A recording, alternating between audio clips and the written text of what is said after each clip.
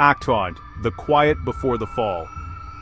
Elkridge was the kind of Washington town where nothing ever happened. A single gas station, a handful of diners, a worn-down high school, and a main road that looked the same every season. Tim worked at the gas station, graveyard shift. He didn't mind the quiet.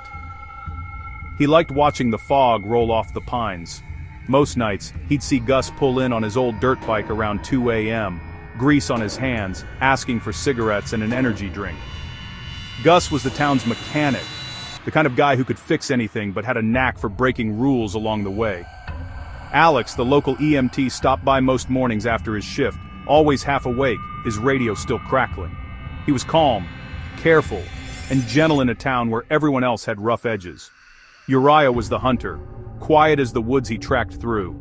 He sold venison behind the diner where Caden worked as a cook, and sometimes traded meat for fresh coffee. Caden was kind, soft-spoken, and probably the only one in Elkridge who hadn't given up on people. Charles, retired military, spent his mornings at the bar even when it wasn't open yet. He didn't talk much about Afghanistan, but the way he kept his hands folded tight around his glass told enough. Jaden and Gavin were best friends, reckless, fast-talking, and always in trouble. Jaden could outrun anyone.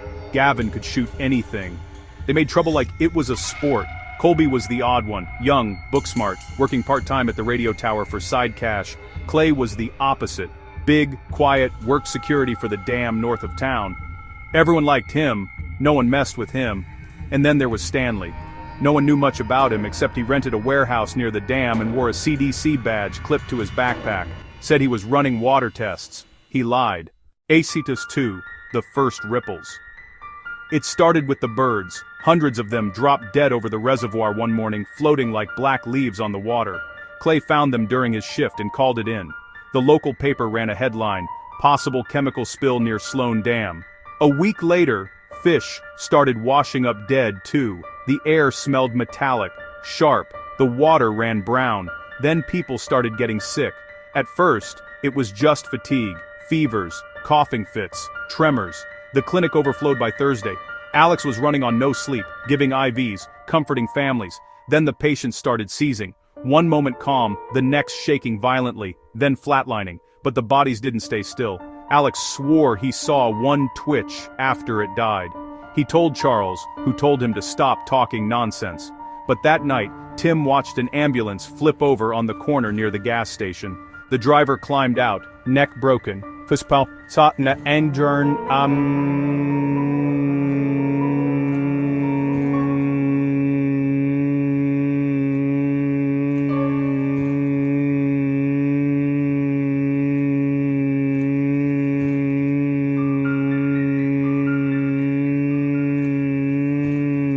Act 3, When the Sky Turned Red. Saturday. Sirens screamed across town.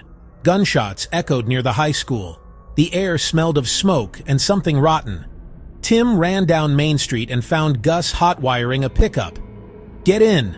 They picked up Alex outside the clinic, his uniform drenched in blood, half of it not his own. The world had ended in less than 24 hours. They drove through the fog, collecting who they could. Uriah from the woods, Colby from the tower, Caden from the diner, Charles from the bar. They found Jaden and Gavin sprinting through an alley with a mob behind them, not just infected, but sprinting infected, their eyes milky white, skin torn. Clay met them on the road outside town, shotgun in hand, the back of his truck full of supplies. Stanley arrived last, waving them down with a pistol and a look of pure terror. "The water," he gasped. "It's in the water. The parasite bonds to neural tissue. It restarts the brain. We have to get away from the reservoir." "Too late for that," Charles said, staring back at the glowing red horizon where Elkridge burned. They headed north, toward the hydro dam.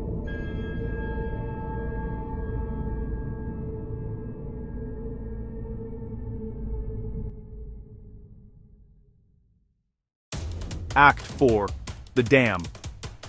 For 2 days they traveled through rain and fire. Every town they passed was empty or screaming.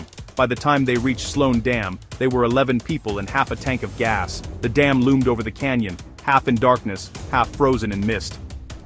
Colby got the emergency power running. Clay and Charles fortified the control room. For a while, it almost felt safe. They found food. They slept. They laughed once or twice. There's something in the tunnels, not like the others. It's watching. They ignored him at first, until they heard the banging from below. The noise started soft, like pipes expanding. Then it grew deeper, angrier. Charles and Gavin went to check the lower levels.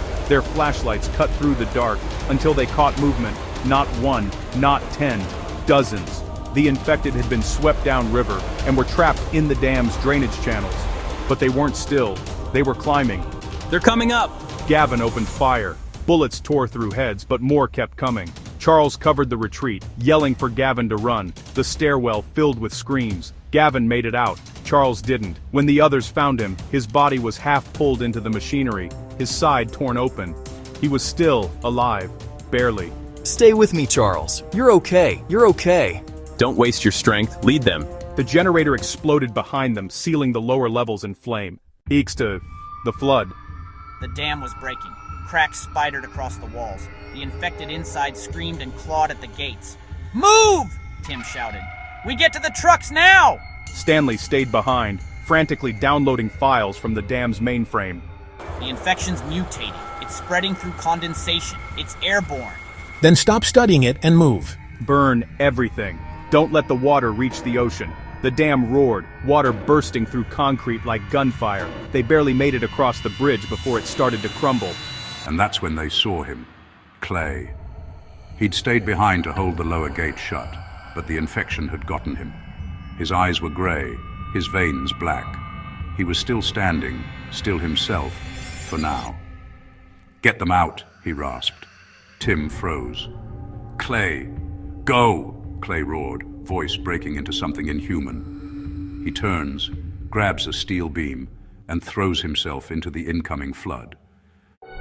Act 6. Ashes. Morning came gray and silent.